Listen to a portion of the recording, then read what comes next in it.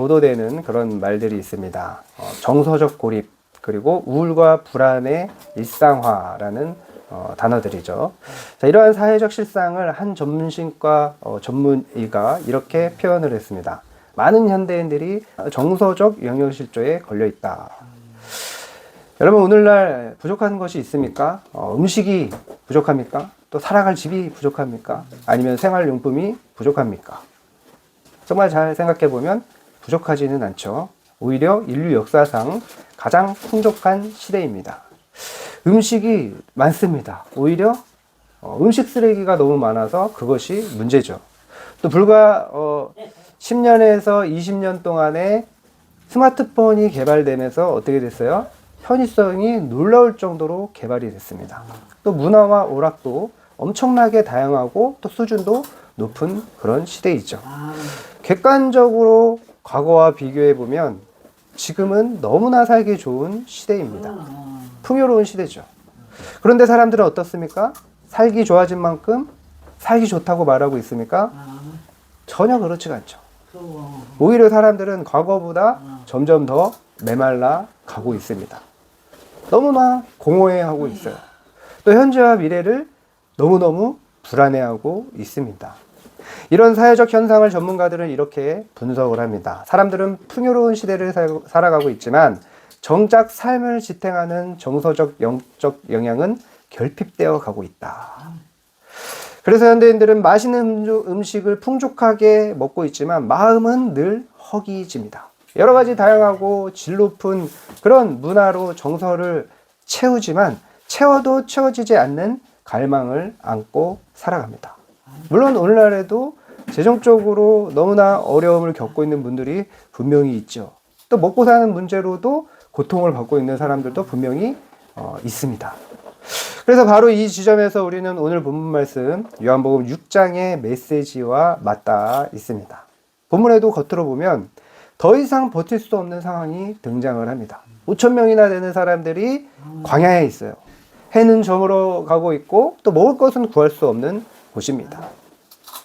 그러나 본문이 말하는 결핍은 단순한 식량 부족이 아니에요. 여기서 떡은 문자 그대로 먹고 사는 문제이기도 하지만 우리가 살아가면서 겪는 모든 문제와 필요를 의미하기도 합니다. 그런데 이 상황을 가장 먼저 정확하게 보신 분은 제자들이 아니었어요. 5천 명이나 되는 사람들이 아니었습니다. 누구였습니까? 예수님이셨습니다. 예수님은 이 문제를 하시고 모른 척하지 않으셨어요. 즉시 기적을 일으키시지도 않으셨습니다. 대신 질문을 하십니다. 자, 5절에 봅시다. 우리가 어디서 떡을 사서 이 사람들을 먹이겠느냐? 이 질문은 단순히 광야의 식사 문제를 묻는 질문이 아니에요. 예수님은 무엇이 이들을 살릴 수 있는가라고 하는 것을 묻고 계시는 것입니다. 그래서 이 질문을 이렇게 바꿔서 할 수 있습니다. 너희는 이 결핍을 무엇으로 채우려 하느냐? 너희는 이 결핍을 무엇으로 채우려 하느냐? 이 질문은 빌립에게만 하신 질문이 아니라 마음의 영양실조를 안고 살아가는 오늘 우리 모두에게 하시는 질문입니다. 그리고 이 질문에 대한 대답 가운데 예수님은 세 가지 진리를 우리에게 가르쳐 주십니다. 왜 오병이어를 행하셨는지, 또 왜 아이의 그런 오병이어를 사용하셨는지, 그리고 이 기적이 가리키는 가장 깊은 의미가 무엇인지. 그래서 오늘 말씀을 잘 듣고 이 세 가지 진리를 마음에 깊이 새기시면 우리 앞에 놓인 문제들이 더 이상 문제가 아니게 되는 놀라운 은혜를 경험하게 될 줄 믿습니다. 자, 예수님이 질문을 하셨죠. 근데 이 질문에 제자 중에 빌립이 이렇게 대답을 합니다. 7절 같이 읽겠습니다. 시작. 빌립이 대답하여 각 사람으로 조금씩 받게 할지라도 200데나리온의 떡이 부족하리이다.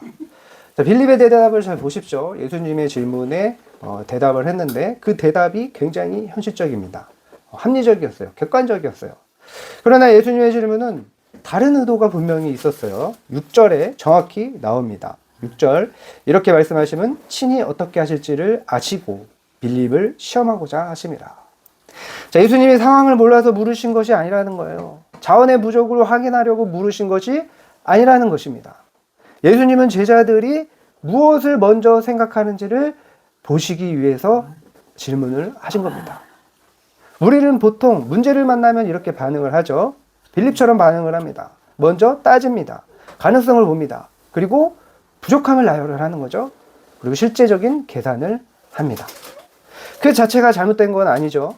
그러나 그 계산이 하나님을 배제한 계산이라면, 그렇다면 그때 문제가 되는 겁니다. 그때는 어때요? 신앙인이 아니라 자신과 현실을 먼저 보는 불신자와 같이 되는 거예요. 배가 고장났을 때 선원이 가장 먼저 확인해야 될 것은 뭡니까? 파도의 그 높이를 확인하기도 해야 되지만, 그 다음에 또 뭘 확인해야 돼요? 누가 키를 잡고 있는지를 확인해야 되는 겁니다.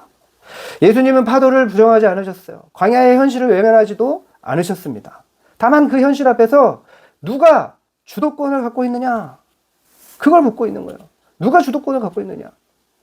예수님은 먼저 질문을 하십니다. 그 질문 앞에서 제자들의 마음이 드러나고 있는 거예요. 제자들의 마음이 어떤지, 정말 예수님을 의지하고 있는지, 정말 예수님을 믿고 있는지, 그 마음이 드러나는 거예요. 예수님이 이 기적을 행하시는 이유는 분명합니다. 사람들의 배를 채우는 것이 목적이 아니라 제자들의 마음의 방향을 바로잡는 것이 목적이었던 것입니다. 우리에게 이렇게 말씀하시는 것과 같아요. 너는 지금 이 상황을 누구의 능력으로 해결하려고 하느냐. 문제는 떡이 아니라 문제 앞에서 누구를 먼저 의지하느냐다. 이것이 우리 주님이 우리에게 말씀하시는 첫 번째 메시지입니다. 예수님의 떡의 문제를 다루시기 전에 먼저 마음의 방향을 다루신다. 마음의 방향을 먼저 다루신다. 자, 이때 제자 중에 안드레가 한 아이를 데리고 옵니다. 자, 9절. 여기 한 아이가 있어 보리떡 5개와 물고기 2마리를 가지고 있나이다. 그러나 이것이 이 많은 사람에게 얼마나 되겠사옵나이까. 자, 안드레의 말에는 뭐예요? 두 가지가 다 섞여 있어요. 있다라고 말하면서도 곧바로 얼마나 되겠습니까? 라고 덧붙여요. 그죠? 믿음과 불신이 섞여 있는 거예요. 중요한 것은 본문이 여기서 아이의 현실을 과장하지 않는다는 것입니다. 많은 성도들이 이 장면을 보면서 이렇게 해석을 합니다. 지금까지 이렇게 해석한 사람들이 많아요. 뭡니까? 작은 헌신이 큰 기적을 불러왔다. 아이의 믿음이 놀라운 역사를 만들었다.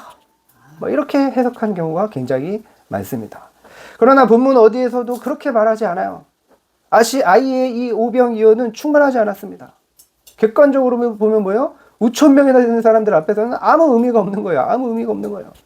보리떡 5개와 또 물고기 2마리는 뭐예요? 한 아이의, 장년도 아니라 어른도 아니라 한 아이의 하루 식사일 뿐인 거예요.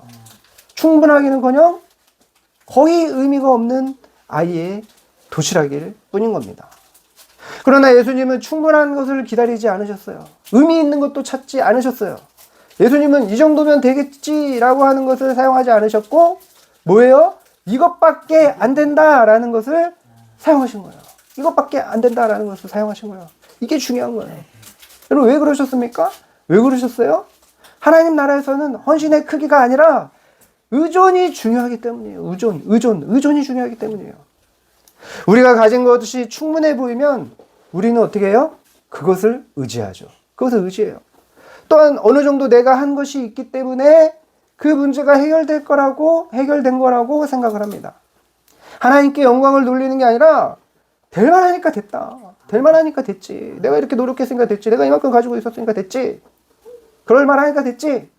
그렇게 생각하는 일이 얼마나 많은지 모릅니다. 성경에 정확하게 나와요. 하나님이 정확하게 말씀하십니다. 어디에 나옵니까? 어디에 나올까요? 기드온의 300용사가 바로 그 내용이에요. 하나님이 정확하게 알고 계세요. 하나님께서 기드온을 통해서 이스라엘 백성들을 모으셨습니다. 미디안에게서 구원하시기로 작정을 하셨어요. 그래서 기드온을 통해서 이스라엘 사람들을 모으게 하셨어요. 32,000명이 모였습니다. 그때 하나님이 뭐라고 말씀하십니까? 뭐라고 말씀하세요? 사사기 7장 2절 다 같이 읽겠습니다. 시작. 여호와께서 기드온에게 이르시되 너를 따르는 백성이 너무 많은즉 내가 그들의 손에 미디안 사람을 넘겨주지 아니하리니 이는 이스라엘이 나를 거슬러 스스로 자랑하기를 내 손이 나를 구원하였다 할까 함이니라. 정확하게 하나님 아시잖아요. 이는 이스라엘이 나를 거슬러 스스로 자랑하기를 내 손이 나를 구원하였다 할까 함이니라. 될만 하니까 했지. 내가 이만큼 노력했으니까 했지. 내가 이만큼 들었으니까 됐지. 이런 거예요. 이걸 정확하게 하나님이 말씀하시는 거예요. 그래서 마지막까지 남은 사람이 몇 명이었습니까? 300명이었어요. 300명. 그래서 기도원의 300용사였습니다. 그죠? 그 300명으로 메뚜기처럼 많고, 성경의 표현 그대로요. 메뚜기처럼 많고, 낙타의 수가, 그들이 가진 낙타의 수가 해변의 모래처럼 많았다는 그 미디안의 대군을 무너뜨렸어요. 300명으로. 말도 안 되는 일이 일어난 거예요. 여러분, 하나님은 인간의 간사함을, 교만함을 너무나 잘 아십니다. 인간에 대해서 가장 잘 아시는 분은 하나님이세요. 우리가 가진 것이 충분해 보이면 우리는 그것을 의지하는 겁니다. 어느 정도 되어도 될만하니까 됐다고 생각을 하는 거예요. 그러나 그것이 분명히 부족해 보일 때 비로소 우리는 하나님을 온전히 의지하게 되는 겁니다. 그래서 찰스 스펄전은 이렇게 말했어요. 하나님께 쓰임받지 못하는 이유는 우리가 너무 약해서가 아니라 아직도 스스로를 충분하다고 여기기 때문이다. 하나님께 쓰임받지 못하는 이유는 아직도 스스로를 충분하다고 여기기 때문이래요. 그렇습니다. 아이의 오병이어가 쓰임받은 이유는 그 드림이 대단해서가 아니에요. 그것을 예수님의 손에 온전히 맡겼기 때문에 쓰임받은 것입니다. 여러분, 씨앗은 스스로 자라지 않아요. 땅에 묻혔을 때, 자신의 형태를 포기할 때 자라는 거예요. 오병이어도 마찬가지입니다. 아이의 손에 있을 때에는 그저 한 아이의 한 끼 식사였을 뿐이에요. 그러나 예수님의 손에 있을 때는 5,000명이나 되는 사람들을 먹이는 엄청난 신량이 됐습니다. 기적은 우리가 무엇을 더할 때 일어나는 것이 아니에요. 우리가 의미 없음을 인정하고 내려놓을 때 시작되는 것입니다. 우리의 마음과 신앙을 온전히 하나님께 드릴 때 기적은 일어나는 거예요. 은혜는 주어지는 거예요. 이것이 두 번째 메시지입니다. 예수님이 사용하신 것은 위대한 헌신이 아니라 아무것도 아님을 인정한 작은 드림이었다. 이제 우리는 생각해 봐야 됩니다. 우리는 주님께 나아갈 때 이렇게 생각할 때가 많아요. 이 정도만 쓸모가 있겠지. 이 정도면 되겠지. 그러나 오병이어를 통해 주시는 말씀은 정반대입니다. 이것밖에 없습니다. 이것으로는 아무것도 할 수 없습니다. 그러나 믿음으로 주님께 드립니다. 여기서 진짜 헌신이 시작되는 것입니다. 오늘 우리가 주님께 내어놓지 못하는 아직도 그것이 우리 인생을 지탱할 수 있다고 믿기 때문이에요. 그러나 여러분 기억하십시오. 주님의 손에 들린 무의미함은 결코 무의미함이 아닙니다. 우리의 계산을 내려놓고 우리의 부족함을 숨기지 않고 그대로 주님께 드릴 때 하나님의 역사는 다시 시작될 줄 믿으시기를 바랍니다. 아멘. 자, 이제 기적이 일어났습니다. 아이의 오병이어로 5,000명이나 되는 사람들을 먹였어요. 배불리 먹였어요. 그것도 배불리.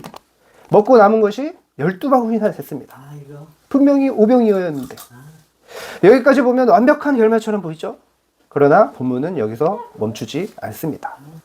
자, 예수님이 기적 직후에 그 자리를 떠나십니다. 왜 그렇습니까? 왜 그러셨어요? 사람들이 예수님을 제대로 보지 않고 자기들이 원하는 방식으로 예수님을 받기 때문입니다. 그들은 이렇게 생각했어요. 아, 이분과 함께하면 굶지는 않겠구나. 아, 이분을 왕으로 세우면 삶이 정말 좋아지겠구나. 그들은 예수님이 주신 기적의 떡은 먹었지만 기적의 떡을 주시는 예수님은 놓친 거예요. 놓친 거예요. 그 기적의 떡 때문에 기적의 떡을 주신 예수님을 놓친 거예요. 예수님은 결국 이렇게 말씀하십니다. 35절 다 같이 읽겠습니다. 시작. 예수께서 이르시되 나는 생명의 떡이니 내게 오는 자는 결코 줄이지 아니할 터이요 나를 믿는 자는 영원히 목마르지 아니하리라. 예수님은 내가 떡을 줄 것이다. 내가 문제를 해결해 주겠다. 이렇게 말씀하지 않으셨어요. 예수님은 이렇게 말씀하셨습니다. 내가 생명의 떡이다. 내가 생명의 떡이다. 오병이어의 기적은 예수님이 무엇을 주실 수 있다라는 증명이 아닙니다. 이걸 분명히 우리는 깨달아야 돼요. 예수님이 우리가 살아갈 수 있는 유일한 양식이라는 계시예요. 계시. 예수님이 우리가 살아갈 수 있는 유일한 양식이라는 계시인 거예요. 어느 병원 중환자실에 의식을 잃은 환자에게 의사가 정맥으로 영양분을 공급하고 있었습니다. 그 영양분은 단백질과 포도당 그리고 미네랄 같은 것이었어요. 그런데 가족 중에 한 사람이 말합니다. 이 영양분만 계속 넣어주면 이 사람이 살아나는 겁니까? 의사는 고개를 저으면서 말합니다. 영양분은 생명을 유지하게 해주기는 하지만 살아나게 하지는 못합니다. 이 말이 바로 오병이어의 본질이에요. 여러분, 떡은 생명을 유지하게는 해줍니다. 그러나 생명을 줄 수는 없는 거예요. 그래서 예수님은 떡을 주시고 나서 사람들이 떡에 관심을 집중할 때 조용히 떠나신 거예요.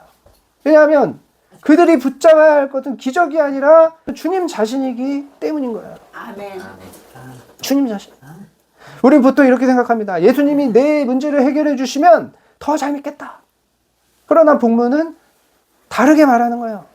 예수님을 참으로 믿지 않으면 어떤 기적도 너를 살리지 못한다. 실제로 이 사건 이후에 무슨 일이 벌어집니까? 무슨 일이 벌어져요? 많은 사람들이 예수님을 떠났어요. 이 사건을 보고, 이 놀라운 기적을 경험하고, 이 놀라운 기적을 맛보고 그 사람들이 오히려 떠났어요. 도대체 왜 그랬을까요? 어떻게 그럴 수가 있을까요? 어떻게 오병이어로 5,000명이나 되는 사람들이 먹었는데 배불리 먹고 12바구니나 남겼는데 이런 기적을 경험하고 맛보고 눈으로 보고 했는데 어떻게 떠날까요? 여러분, 이게 이해가 됩니까? 어떻게 떠났을까요? 예수님이 그들의 필요보다 예수님 자신을 더 원하셨기 때문이에요. 그들이 원하는 거를 예수님이 말하는 게 아니고 예수님이 그것이 아니라 내가 생명의 떡이다. 나를 먹어라. 예수님 자신에 대해서 원하라고 하니까 그들이 떠난 거예요. 자기들이 원하는 건 떡인데 이 문제를 해결해 주는 건데 예수님을 만나래요. 예수님을 가지래요. 그래서 떠난 거예요. 보네포는 말했습니다. 하나님은 우리의 욕망을 채워주는 분이 아니라 그 욕망 자체를 십자가에 못 박으시는 분이시다. 여러분, 우리는 예수님을 찾지만 예수님이 아니라 예수님이 주실 것을 찾을 때가 많습니다. 그러나 오병이어의 기적은 우리에게 가르쳐 주는 거예요. 예수님은 우리의 삶의 수단이 아니라 우리의 삶의 목적이시다. 수단이 아니라 목적이시다. 떡은 어떻게 됩니까? 언젠가는 썩어요. 또 떡을 먹으면 영원히 안 배고픕니까? 다시 배고파져요. 기적은 지나갑니다. 환경은 다시 광야가 되는 거예요. 기적 한번 일어났다고 뭐 인생이 바뀌고 뭐 영원히 그 기적 안에 사는 게 아니에요. 환경은 다시 광야가 되는 거예요. 그러나 예수님을 먹는 자, 예수님과 연합한 성도는 다시 굶지 않습니다. 다시 굶지 않아요. 오늘 우리가 붙잡아야 될 것은 더 많은 떡이 아니라 더 나은 상황도 아닙니다. 오늘 우리가 붙잡아야 할 분은 광야에서도 떠나지 않으시는 분, 떡이 없어도 자기 자신을 내어주시는 분, 누굽니까? 예수 그리스도입니다. 아멘. 우리가 붙잡아야 될 것은 떡이 아니라 예수 그리스도라는 거예요. 그분이 우리의 생명입니다. 그분이 우리의 만족입니다. 그분이 우리의 영원한 양식이에요. 이것이 바로 오병이어의 가장 깊은 복음이에요. 복음. 이 오병이어 안에는 복음이 있는 거예요. 강력한 복음이 있는 거예요. 명확한 복음이 있는 거예요. 이것이 바로 세 번째 메시지입니다. 오병이어의 핵심은 떡이 아니라 떡을 주신 예수님이시다. 예수님이시다. 오늘날 가진 것은 더 많아졌고 또 풍요로워졌지만 이 풍요 속 빈 곳처럼 사람들의 마음은 더 허기진 시대를 살아가고 있습니다. 정말 살기 좋아졌는데 죽겠다 하고 있는 거예요. 오늘 본문은 그 이유를 분명하게 드러냅니다. 첫째, 문제 앞에서 우리는 먼저 계산하지만 예수님은 먼저 믿음을 보신다. 둘째, 우리의 현실은 충분해서가 아니라 아무것도 아님을 인정할 때 쓰임을 받는다. 셋째, 오병이어의 핵심은 떡이 아니라 떡을 주시는 생명의 떡이신 예수님이시다. 그래서 오병이어는 복음인 거예요. 사람들은 떡을 원했고 예수님은 자기 자신을 주셨습니다. 그 차이가 오늘 우리의 배고픔을 설명하는 거예요. 여러분은 예수님을 통해서 무엇을 얻고자 하십니까? 아니면 예수님 자체를 원하고 있습니까? 오늘 우리의 손에 들린 것이 작아도 괜찮습니다. 부족해 보여도 괜찮아요. 그것을 온전히 주님의 손에 올려드리기로 결단합시다. 그때 우리의 광야는 풍족한 식탁이 되고 우리의 허기는 만족으로 바뀌게 될 것입니다. 오늘도 썩어질 떡이 아니라 영원한 생명의 떡이신 예수 그리스도로 배부르고 또 예수 안에서 참된 만족을 누리는 복된 삶 되시기를 주님의 이름으로 축원합니다. 아멘.